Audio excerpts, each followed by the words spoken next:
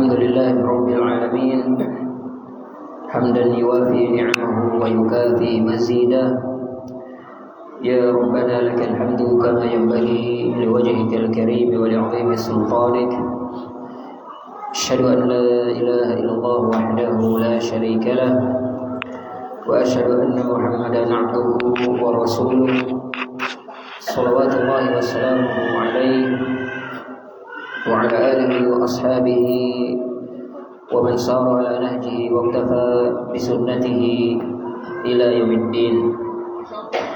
أما بعد أيها الإخوة والأخوات rahimani rahimakumullah, jamaah salat maghrib Masjid Nurus Salam, mudah-mudahan kita dirahmati oleh Allah Subhanahu wa taala. Alhamdulillah pada malam hari ini kita bisa kembali bertemu masih dalam rangka kita saling tafaqquh fiddin, kita saling mempelajari ilmu agamanya Allah Subhanahu wa taala. Mudah-mudahan apa yang kita sempatkan pada malam hari ini, kita jalan ke sini semuanya menambah timbangan kebaikan kita nanti di hari kiamat. Amin ya rabbal alamin. Masih dalam pembahasan kitab Khulasah Nurul Yaqin fi Sirati Sayyidil Mursalin karya Umar Al-Jabbar rahimahullahu taala,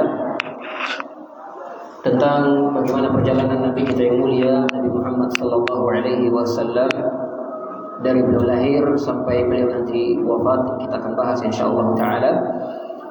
Pada pertemuan sebelumnya kita sampai pada halaman 26 tentang jam'uhu li'ashiratihi, tentang Nabi sallallahu alaihi wasallam mengumpulkan kerabat-kerabat beliau.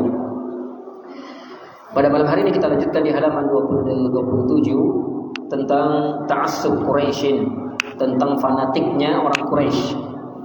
Ya, dan kemarahan kaum Quraisy kepada Nabi sallallahu alaihi wasallam. Tapi kita baca di halaman 27, yang punya bukunya silakan dibuka. Berkata penulis rahimahullah taala, tabaddala hubbu Quraisyin lin nabiyyi buhtan. Tabaddala artinya telah berganti.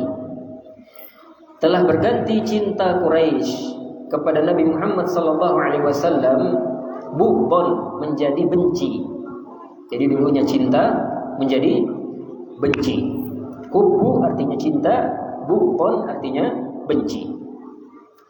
Wa qurbuhum lahu bu'dan, dan berubah juga kedekatan orang Quraisy kepada Nabi menjadi bu'dan, menjadi menjauh.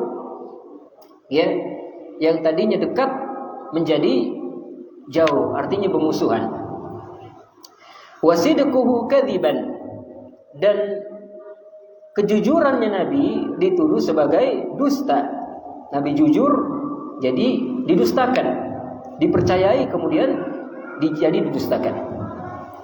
Wa amaluhu huzuan, dan ibadahnya Nabi, perbuatannya Nabi huzuan, dijadikan olok-olokan, diejek-ejek Nabi sallallahu alaihi wasallam.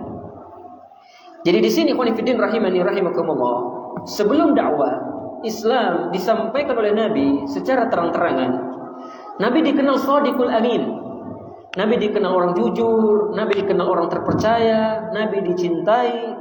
Tapi setelah Nabi berdakwah, Nabi mendakwakan tauhid, mengajak kepada Tuhan yang satu, maka cinta tadi berubah menjadi benci.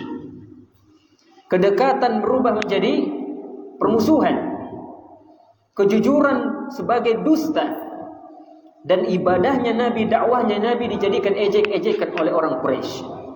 Ini pelajaran untuk kita semuanya, bahwa manusia itu kadang-kadang sering hanya mencintai pribadi saja, tapi dia membenci kebenaran yang dibawa. Ya, maka kebenaran itu Pak kadang-kadang seperti obat. Makanya jarang orang itu kadang dinasehati terima, ya enggak Pak? Kadang-kadang orang dinasehati tersinggung. Dia pikir nasihat itu adalah mencela dia, menghina dia. Enggak, padahal nasihat itu seperti obat. Kadang-kadang pahit tapi harus kita terima. Ya. Makanya kadang-kadang ada orang-orang yang susah dinasehatin. Ya, enggak mau kalau dinasehati. Dia dinasehati seakan-akan dia dihinakan. Padahal kita menasehati dalam rangka meluruskan orang lain. Oleh karena Allah mengatakan wa'ajibu an ja'ahum mundzirun minhum. Ketika telah datang pengingat kepada mereka, pembawa kebenaran, apa kata mereka? Faqala al-kafiruna hadza sahirun kadzdzab. Kata mereka, ini si Muhammad sahir, tukang sihir ini Muhammad, kadzdzab ini Muhammad, tukang bohong. Sebelumnya Nabi diidam-idamkan, Nabi dicintai, diagungkan, ya dibenarkan. Setelah Nabi berdakwah sebaliknya. Ini ikhwan fillah rahimani rahimakumullah. Kemudian yang kedua, wadzalika mundu da'ahum ila ibadatillah. Wadzalika, dan hal itu maksudnya itu ya tadi cinta jadi benci, dekat jadi jauh, membenarkan jadi mendustakan. Hal itu terjadi kenapa? Sejak kapan? Mundu da'ahum ila ibadatillah. Mundu artinya sejak. Sejak da'ahum, Rasulullah mendakwahi mereka kepada ibadatillahi wahda, kepada peribadatan kepada Allah. Jadi permusuhan orang Quraisy bukan karena Nabi berbohong, bukan karena Nabi ngapa-ngapain, bukan. Tapi kenapa? Karena Nabi mengajak tauhid. Nabi mengajak kepada dakwah kepada Tuhan yang satu. Kenapa ini membuat mereka jengkel? Karena ini membatalkan eksistensi berhala. Karena berhala selama ini jadi bisnis buat mereka, orang-orang kafir Quraisy. Dari berhala mereka dapat uang. Karena setiap tahun orang-orang haji ke Baitullah, mereka berdatangan. Kalau ini dicela, bahaya nanti, hilang pendapatan mereka. Ini khonifidin rahimani rahimakumullah. Kemudian wa'aba alihatahum, dan Nabi aba artinya aib. Nabi mencela Tuhan-Tuhan mereka. Ya. Wa nasaba kullaman abadaha, dan Nabi nasaba menisbatkan kulla semua orang yang menyembah berhala ila dhalal, kepada kesesatan. Ya, jadi Nabi Muhammad SAW menisbatkan mereka orang-orang yang menyembah berhala tadi apa? Kepada kesesatan. Artinya mereka tersesat. Maka permusuhan Quraisy di sini semakin menjadi-jadi. Kenapa? Nabi berdakwah tauhid. Nabi mencela Tuhan mereka, dan Nabi menisbatkan orang yang beribadah kepada berhala sebagai orang yang tersesat. Maka ini semua mengguncang tradisi turun-temurun mereka. Ini semua mengguncang kepentingan ekonomi mereka. Dan ini semua menjadi kekuasaan sosial para pembesar Quraisy pun menurun. Maka tauhid dianggap mengganggu stabilitas yang batin. Makanya Allah katakan di dalam Al-Quran tentang ucapan mereka, aja'ala alihatan ilahan wahida. Wahai Muhammad, apakah kamu pikir kami jadikan Tuhan yang banyak ini cuma satu Tuhan saja? Inna hadza la syai'un ujab. Sesungguhnya ini perkara yang mengherankan. Ya, kita punya berhala banyak, punya Tuhan berhala, tiba-tiba kamu sudah jadikan satu. Keterlaluan Muhammad. Tidak masuk akal ini. Kenapa? Karena mereka ta'assub tadi. Mereka fanatik kepada nenek-nenek moyang mereka. Baik, kemudian poin yang ketiga di halaman 28. Walaqad saru, dan sungguh mereka berjalan. Ya, mereka datangin siapa? Ila ammihi, ke pamannya Nabi Muhammad sallallahu alaihi wasallam. Siapa pamannya Nabi, Pak? Abu Thalib. Mereka datang berbondong-bondong ke rumahnya Abu Thalib. Ngapain? Wa talabu minhu, mereka meminta kepada Abu Thalib ayyamna'ar rasula, untuk menghalangi Rasul, untuk mencegah Rasul. Ya, hentikan wahai Abu Thalib, suruh ponakanmu berhenti. Berhenti apa? An sabbi alihatihim, dari mencela Tuhan-Tuhan kami. Berhenti. Wa tadlil abaihim, dan menyesatkan nenek moyang mereka. Ya, ini permintaan mereka. Ketika mereka gagal menghentikan Nabi Muhammad SAW secara langsung, maka Quraisy menempuh jalur politik apa? Politik kekeluargaan. Didatangin pamannya. Ya, meminta agar Nabi menghentikan dakwah tauhid ini. Berhenti. Kenapa? Mereka menyebut dakwah Nabi itu sebagai dakwah pencela Tuhan. Dakwah Nabi Muhammad menyesatkan leluhur. Padahal hakikatnya Nabi sedang menjelaskan kebenaran. Maka sini faedah Bapak-bapak yang dirahmati Allah Azza wa Jalla, bahwa ahlul batil sering menyebut penjelasan tauhid sebagai penghinaan. Ya, dakwah kepada Tuhan yang satu dianggap menghina. Padahal kita sedang menyelamatkan umat. Bukankah terjadinya musibah-musibah karena dosa? Dan dosa yang paling besar dosa apa? Dosa syirik. Jangan dikira dosa syirik dosa yang ringan. Betapa banyak dari dalam Al-Quran, innahu may yusyrik billah faqad harramallahu alaihi al-jannah. Siapa yang menyekutukan Allah diharamkan baginya surga. Wa ma'wahun nar. Bagi dia neraka. Wa ma lidh-dhalimin min ansar. Tidak ada penolong bagi orang-orang yang berbuat zalim. Maka dakwah tauhid adalah dakwah yang orang itu betul-betul menyayangi umat. Jangan sampai umat terjatuh dalam dosa ini. Karena seluruh ulama dunia ini sepakat, dosa terbesar dalam agama kita dosa menyekutukan Allah. Itulah dakwah Nabi Muhammad SAW.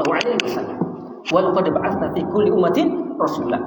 Kata Allah, kami telah mengutus di setiap umat rasul, seorang rasul. Apa dakwah Nabi? Semuanya sama. An'budullah, supaya mereka hanya menyembah Allah, wajtanibut taghut, dan menyembah dan menjauhi taghut. Apa taghut? Semua yang disembah selain Allah. Itu dakwah mereka. Ini ikhwan fillah rahimani rahimakumullah. Kemudian keempat, faraddahum raddan jamila. Maka Abu Thalib menolak mereka, menolak orang Quraisy, raddan jamilan, dengan penolakan yang lembut, penolakan yang bagus, ya, yang santun. War rasul mustamirrun fi nasriddin, dan Rasul mustamir, terus menerus, fi nasriddin, menyebarkan agama. Nabi tidak urus dan mereka marah kah? Pokoknya Nabi berdakwah saja. Nabi terus melanjutkan menyebarkan Islam.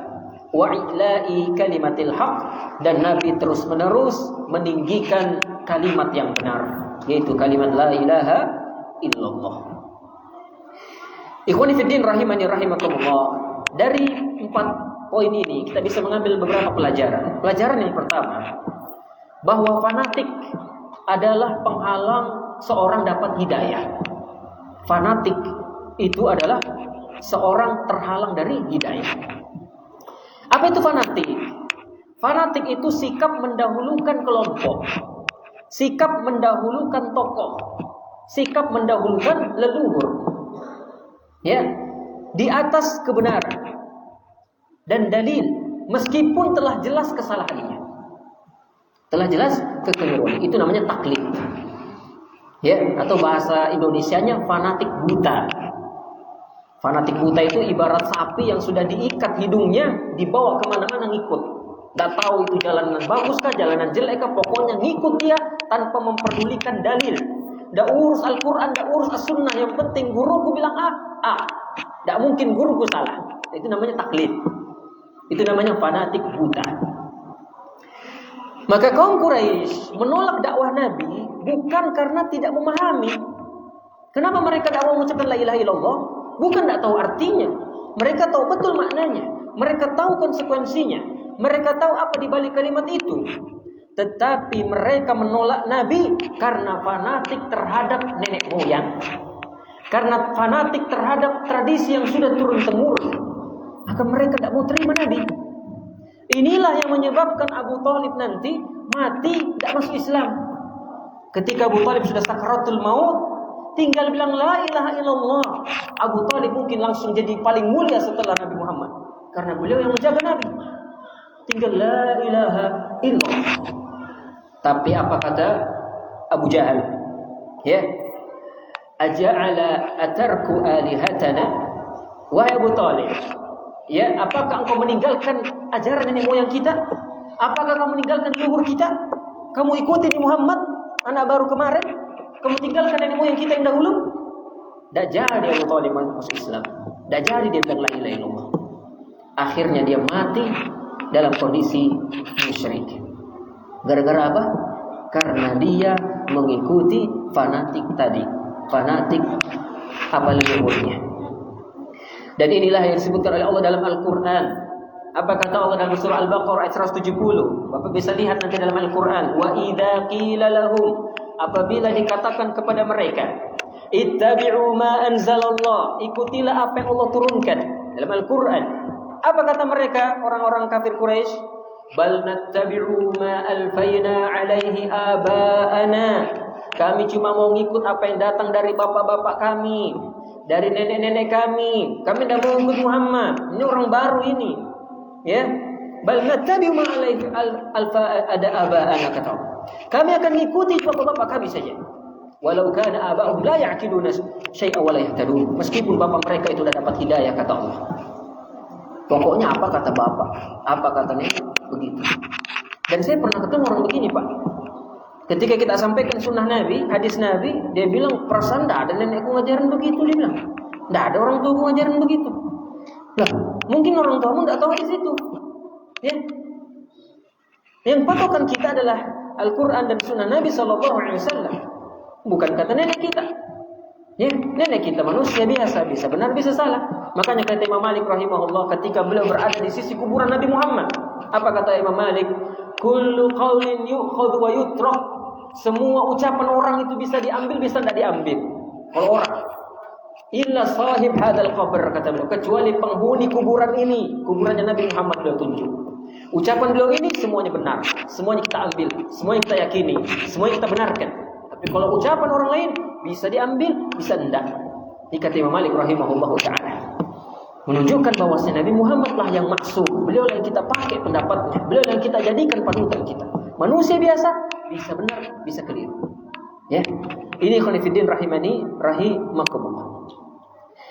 Oleh karenanya Allah Subhanahu wa taala melarang kita fanatik.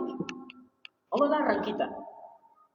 Yang mana orang fanatik ini seperti orang-orang musyrikin, yang mereka itu ya fanatik terhadap kelompoknya. Selain kelompoknya sesat, selain kelompoknya ini masuk neraka, selain kelompoknya ini apa? Jauh. Ya, ada nggak sebagian muslim gitu, Pak? Ada. Pokoknya kalau bukan kelompok dia, sudah kafir, neraka. Berat seperti ini. Apa kata Allah dalam Al-Quran surah Rum?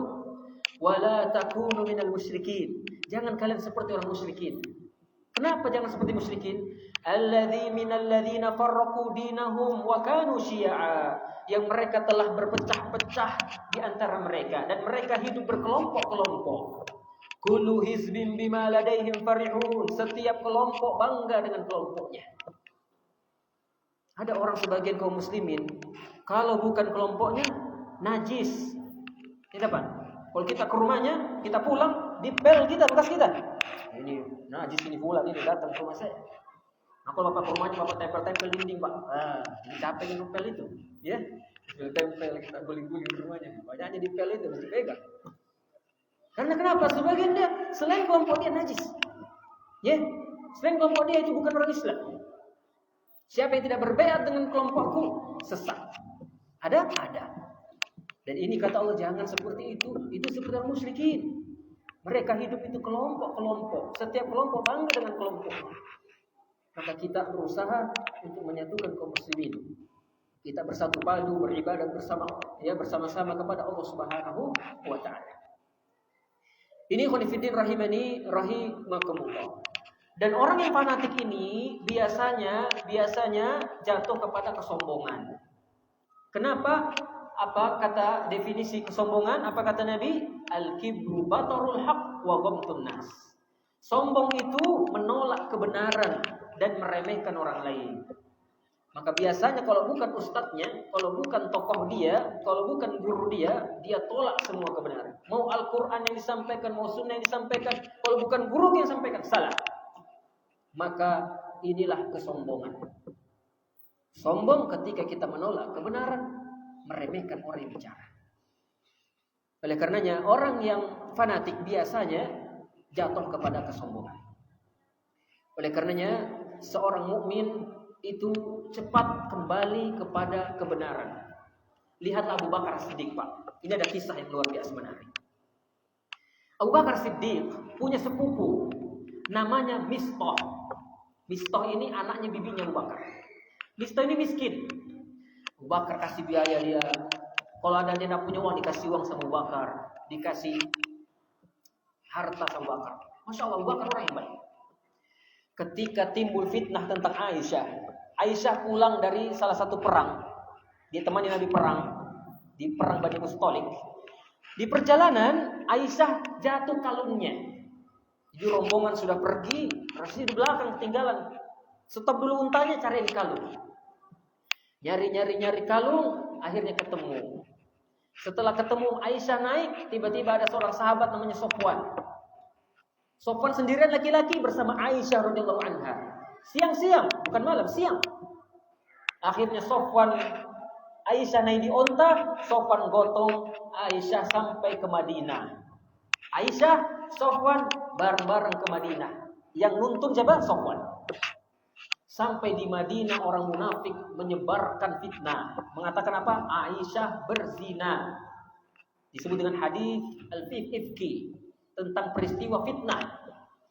Maka digembar-gemborkanlah oleh orang munafik. Itu Aisyah datang dari luar sama laki-laki, berzina sudah dia.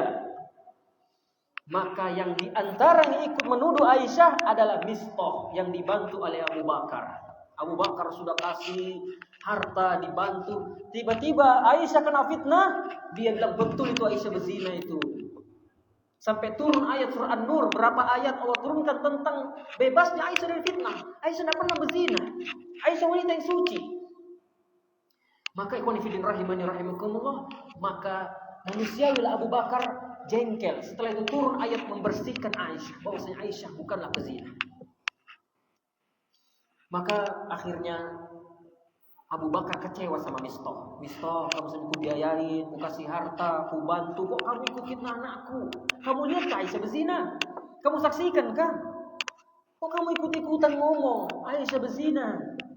Setelah itu Abu Bakar tidak mau lagi biayain Mistah. Manusiawi Pak, ya. Kita pun kalau dia posisi Abu Bakar, kita juga sama mungkin. Mungkin kita pukul itu Mistah, kita hantam kali Mistah itu ya. Kalau kita jadi Abu Bakar, maka Abu Bakar berhenti. Maka Allah tegurlah Abu Bakar Siddiq. Allah turunkan ayat. Falyafu wal yasfahu. Wahai Abu Bakar, maafkan. Wahai Abu Bakar, lapang dadalah. Ala yuhibbuna ayyaghfirallahu lakum. Tidakkah kamu suka wahai Abu Bakar, Allah mengampuni dosa-dosamu? Maafkan saudaramu. Lapangkan dadamu, maka Allah akan ampuni dosa-dosamu.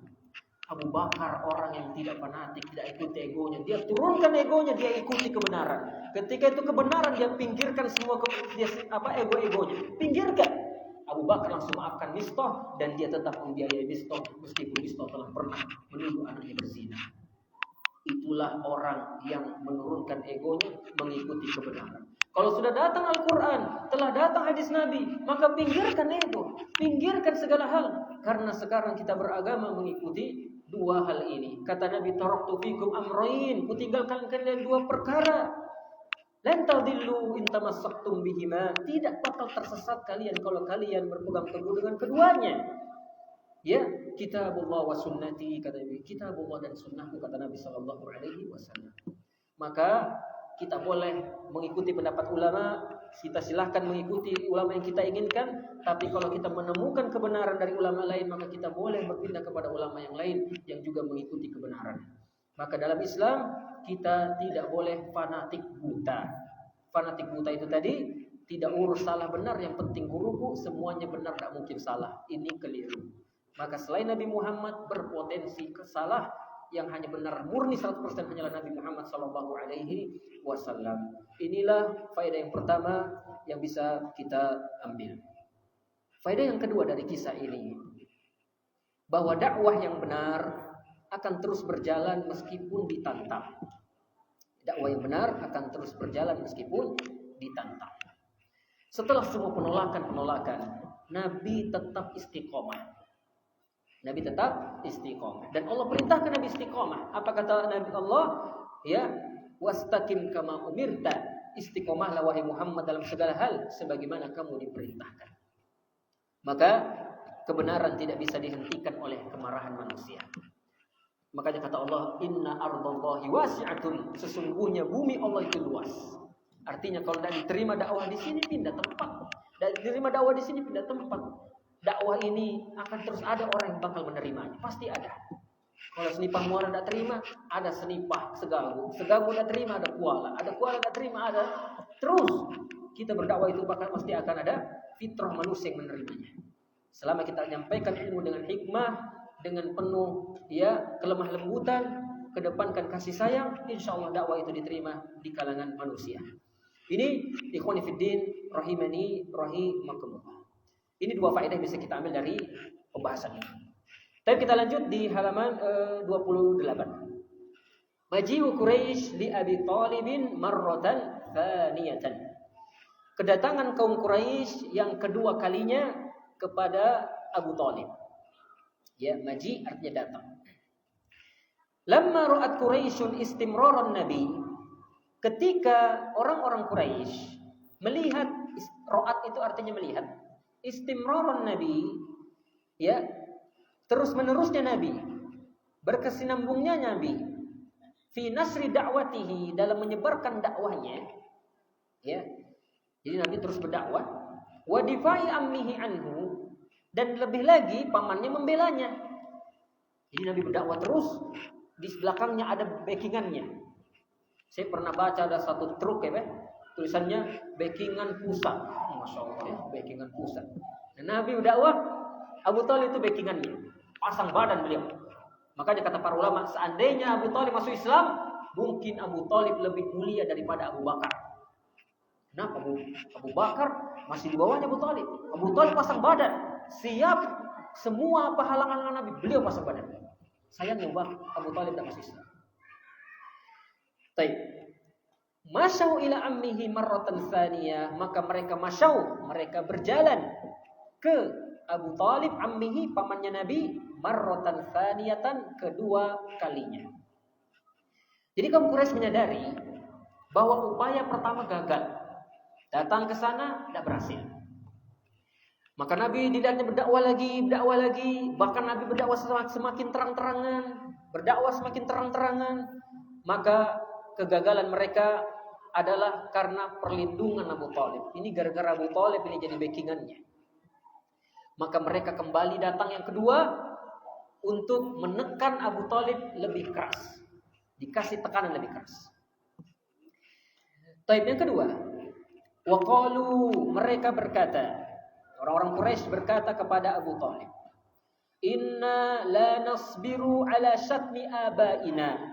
Sesungguhnya kami la nasbir, tidak sabar lagi, ala syatmi abaina, terhadap pencacian leluhur kami. Aba jamaknya abun, jamaknya abi. Abun, abani, aba. Aba artinya bapak-bapak, maksudnya bapak ke atas, nenek moyang, leluhur. Kami tak sabar lagi atas pencelaan nenek moyang kami. Wa tasfi ukulina, dan membodohkan akal kami. Ya, jadi tauhid dianggap menghina kecerdasan. Wa aibi alihatina, dan kami sudah tak sabar lagi Muhammad mencela Tuhan-Tuhan kami. Ya. Maka setiap dakwah tauhid pasti berbenturan dengan fanatisme tadi. Ya. Ini khonifidin rahimani rahimkum. Maka mereka kasih pilihan dua. Fa imma an tamna'a ibna akhika, wahai Abu Thalib. Satu, engkau melarang ponakanmu. Kamu langsung melarang ponakanmu. Wa imma an ta'dana lana liman'ihi, atau kami yang melarang ponakanmu dengan cara kami. Pilih aja Abu Thalib, kamu mau yang mana? Kamu yang larang ponakanmu langsung, atau kami yang larang Muhammad dengan cara kami?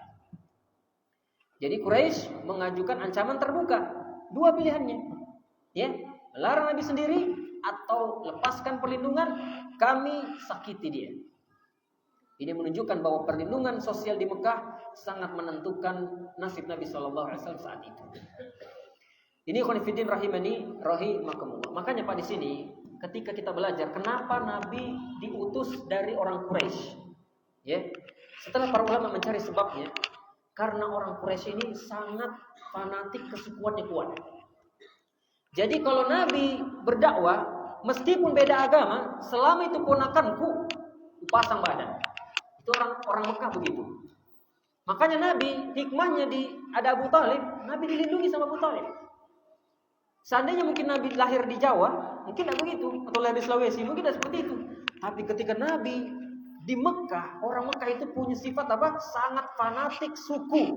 Pokoknya kalau kamu satu suku sama saya pasang badan, saya rela mati demi ponakanku, meskipun beda agama, meskipun beda yang lain. Selama itu keluarga. Itu luar biasa mereka, orang-orang Quraisy. Maka di antara keuntungan Nabi punya suku Quraisy, ya, terutama Abu Thalib, maka Nabi dilindungi saat berdakwah. Ya, dilindungi saat berdakwah. Kemudian yang ketiga. Fada'ahu ammuhu, maka pamannya Nabi memanggil Nabi. Da'a artinya memanggil. Wa talaba minhu, dan Abu Thalib meminta kepada Nabi. Apa permintaan Abu Thalib? Ayyam tani'a, untuk berhenti berdakwah. Ponakanku, berhenti sudah kamu boleh berdakwah, nak. Berhenti sudah, nak. Bahaya. Kenapa? Khaufan alai min Quraisy, karena Abu Thalib khawatir keselamatan ponakannya. Bahaya kamu, nak. Kalau kamu berdakwah terus bisa mati kamu, nak. Berhenti sudah, kata Abu Thalib. Fa'abar Rasul, tetapi Rasulullah SAW tidak mau. Nabi enggan berhenti dakwah. Nabi ingin terus berdakwah. Maka Abu Thalib khawatir secara manusiawi. Ya, dia tidak memusuhi dakwah, tapi takut akan konsekuensi fisik.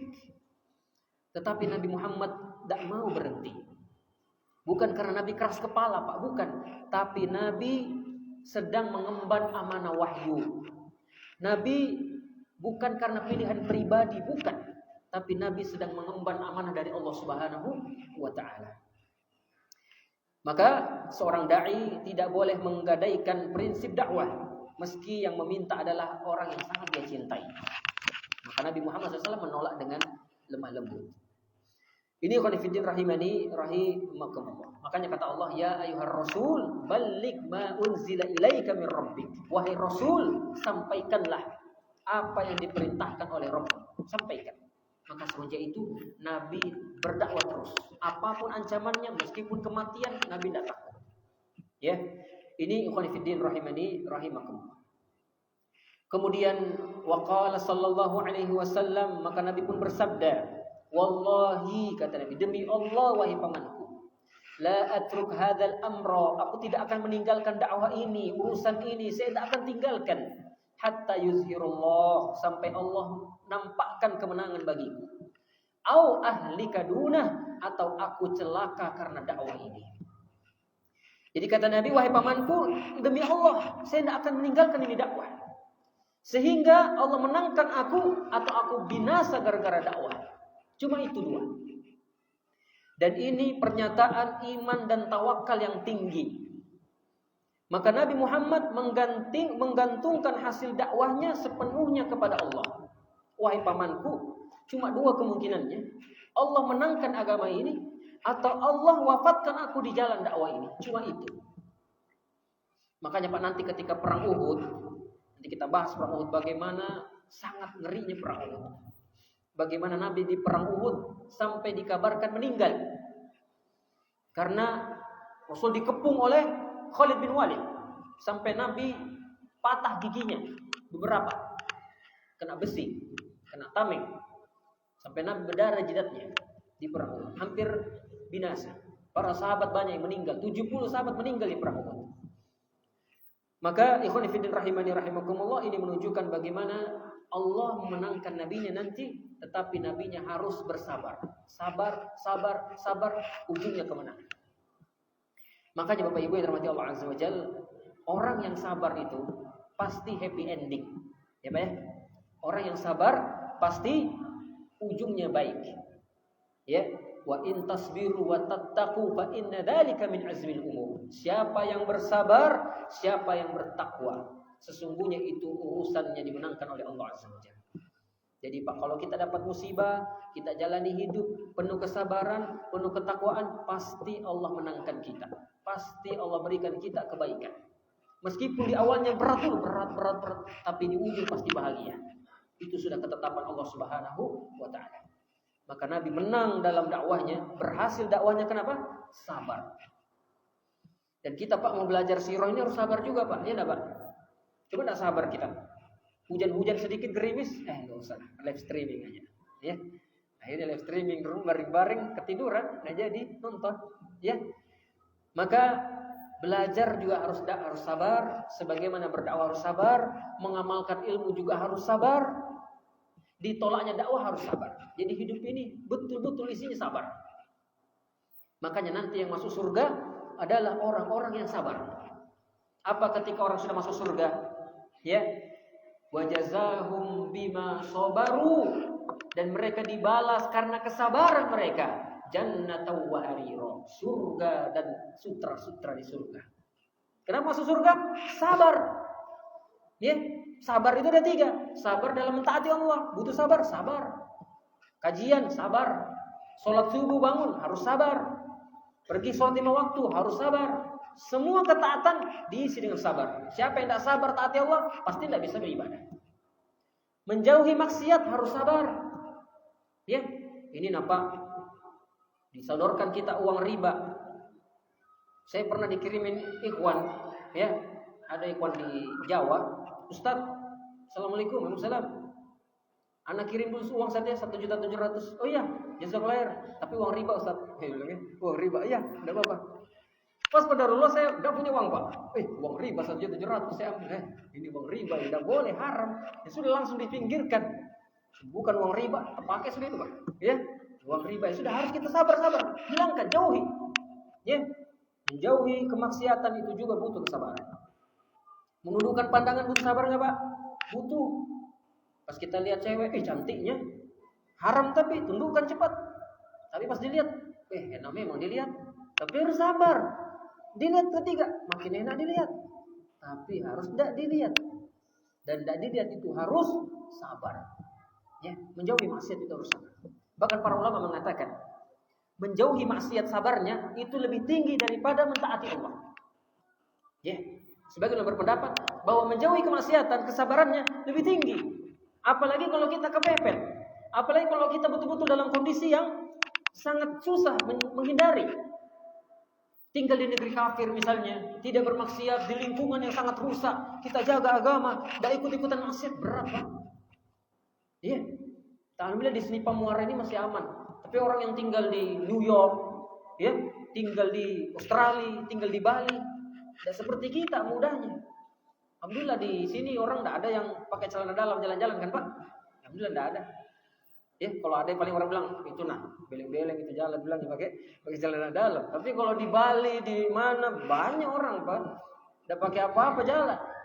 Ya, maka kita harus sabarnya tinggi. Maka alhamdulillah kita tinggal di negeri Islam yang banyak orang kaum muslimin menutup auratnya, perempuannya menutup auratnya. Ini nikmat dari Allah, wajib kita syukuri.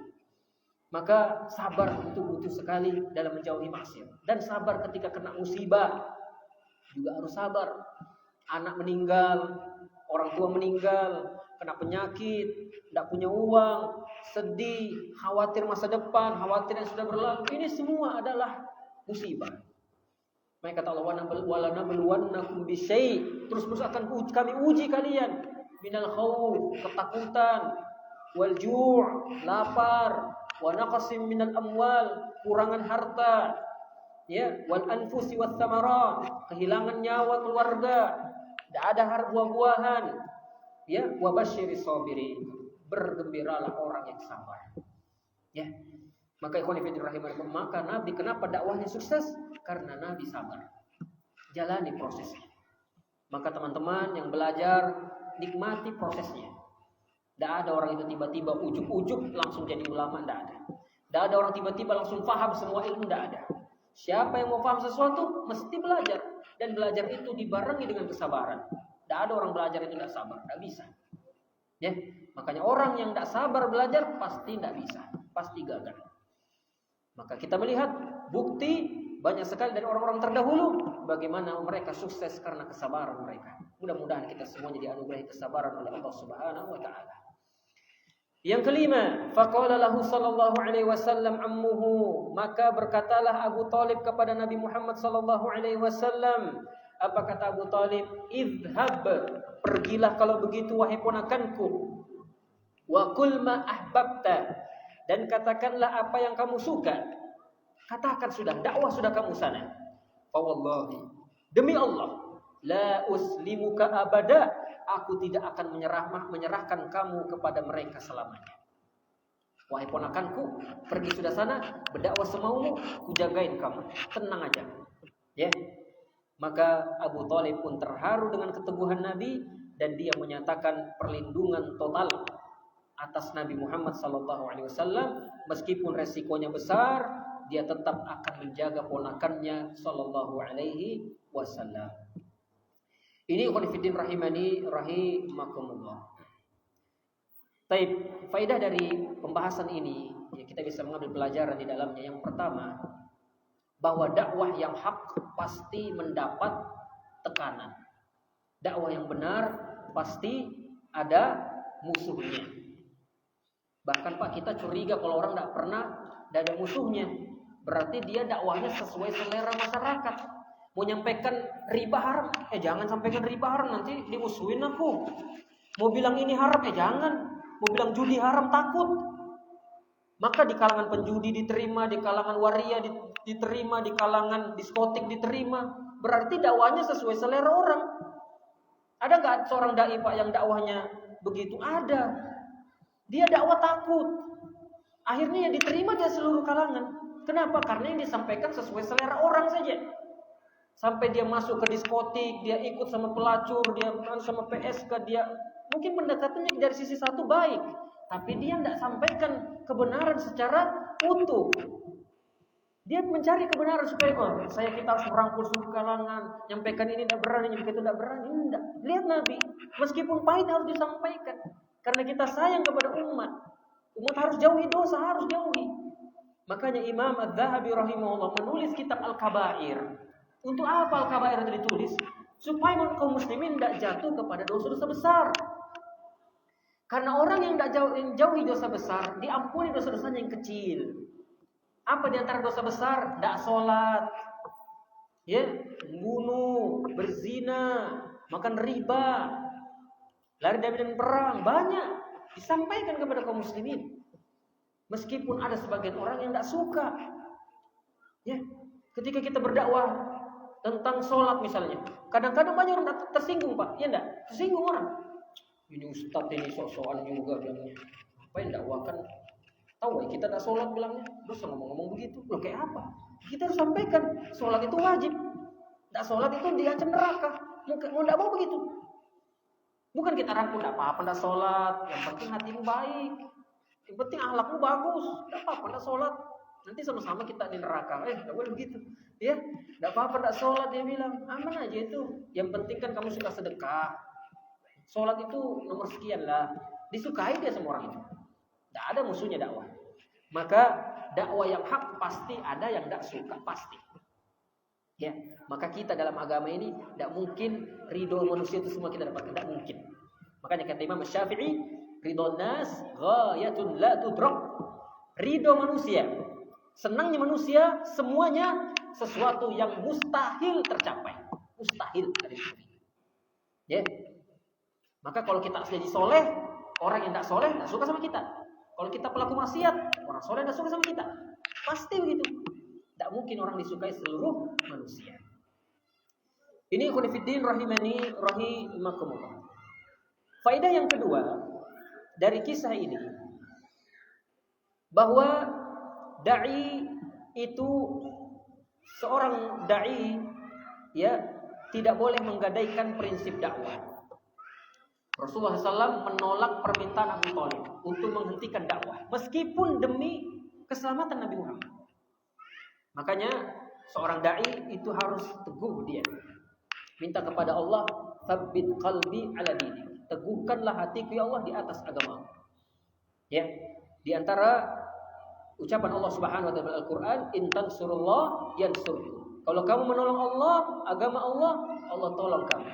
Wa yutsabbit aqdamakum, dan Allah akan kokohkan kaki. Artinya orang itu akan diistiqomahkan oleh Allah Subhanahu wa taala. Taib, itu dua faedah yang bisa kita ambil dari pembahasan. Taib, buka di halaman 30. Maji Quraisy di Abi Thalib marratan tsalitsah. Datangnya orang Quraisy kepada Abu Thalib ketiga kalinya. Jadi sekali datang ditolak, kedua masih, ketiga sekarang datang lagi orang Quraisy kepada Abu Thalib untuk menghentikan dakwah Nabi.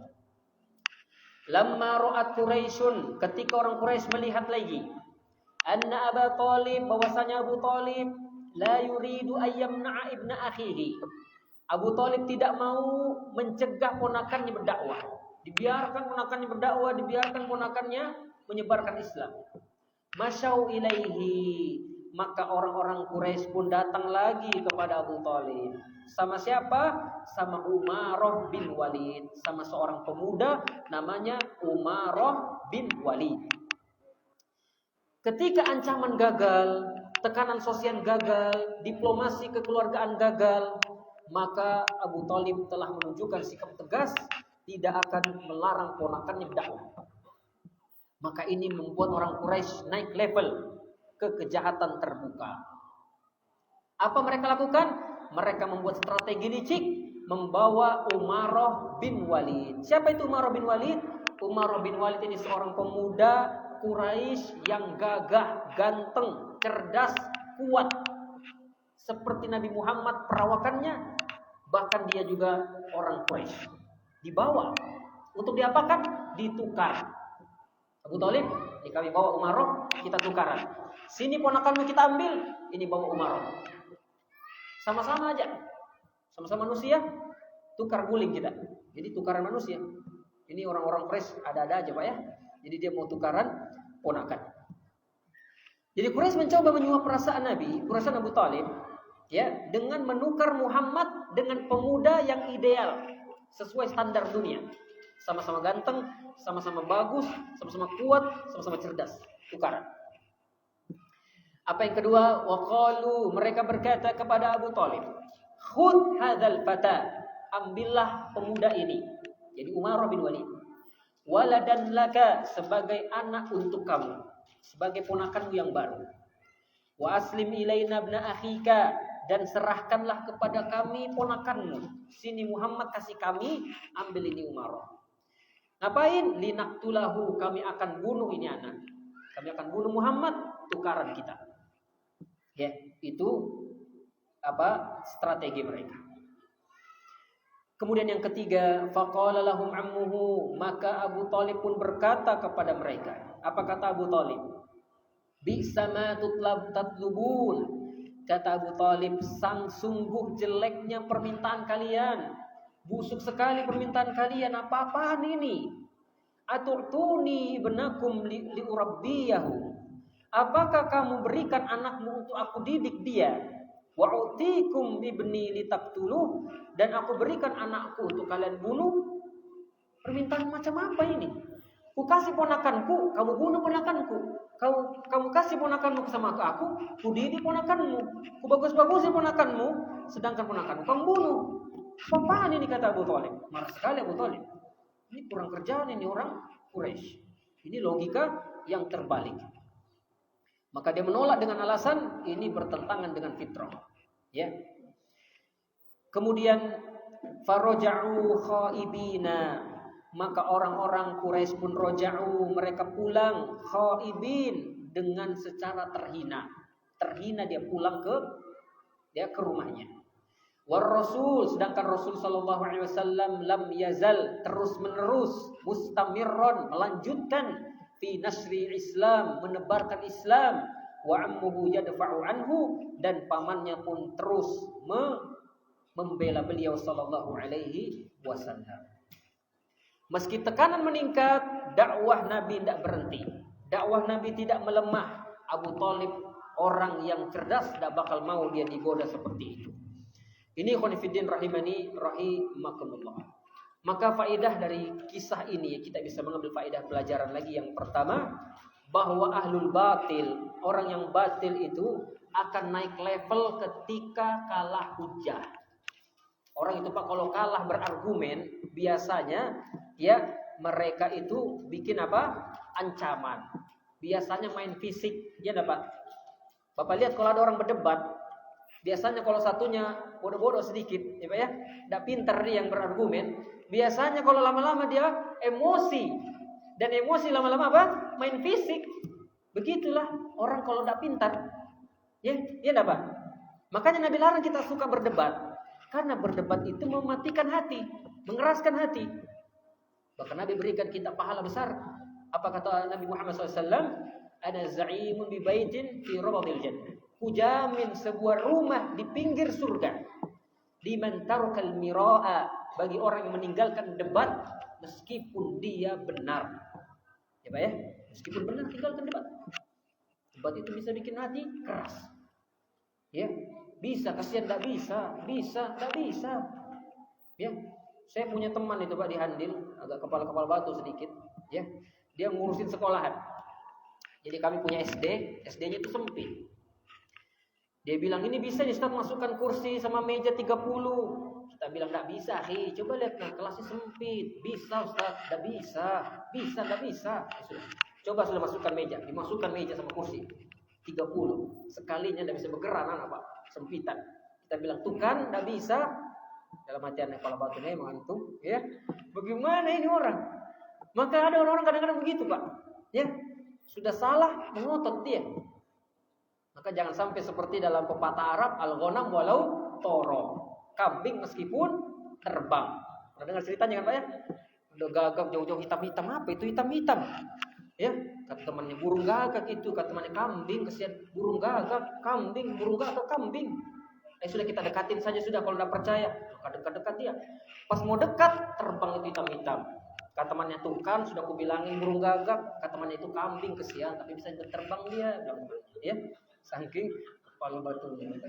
Maka jangan sampai kita begitu, ya, sudah salah masih mengotot, ya. Ini khonifuddin rahimani rahimakum. Itu faedah yang pertama. Maka ahlul batil kalau sudah kalah argumen biasanya main fisik. Ya, kalau sudah kalah argumen main bubarkan.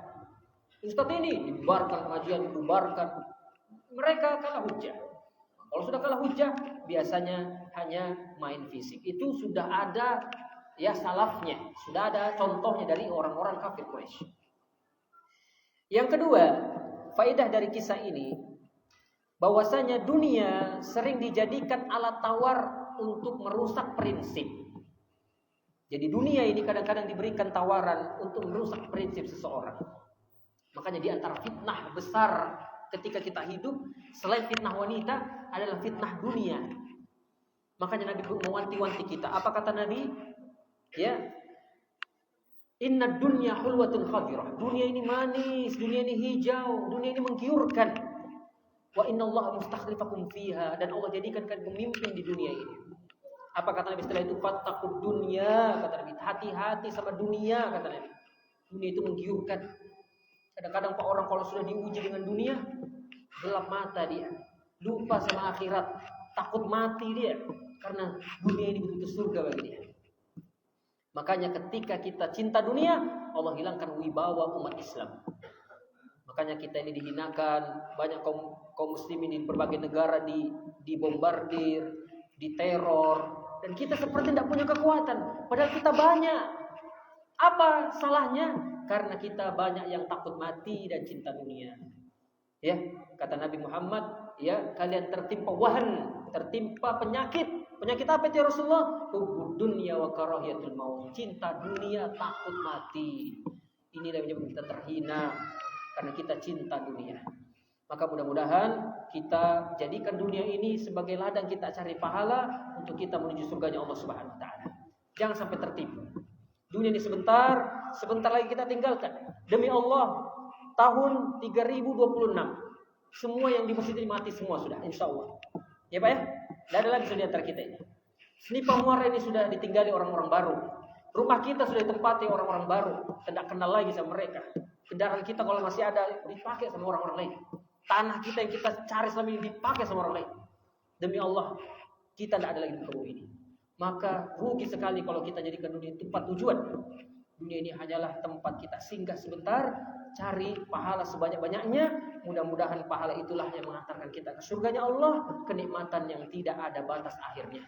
Mudah-mudahan kita semuanya husnul khatimah, diwafatkan dalam kebaikan, dan mudah-mudahan Allah Azza wa Jalla jadikan kita semuanya penghuni surganya Allah Subhanahu wa taala. Amin ya rabbal alamin. Semoga bermanfaat. Insyaallah kita akan lanjutkan pada kesempatan yang lain. Barakallahu fikum. dengan doa kafaratul majelis. Subhanakallah wa bihamdika asyhadu an la ilaha illa anta astaghfiruka wa atubu ilaik. Assalamualaikum warahmatullahi wabarakatuh.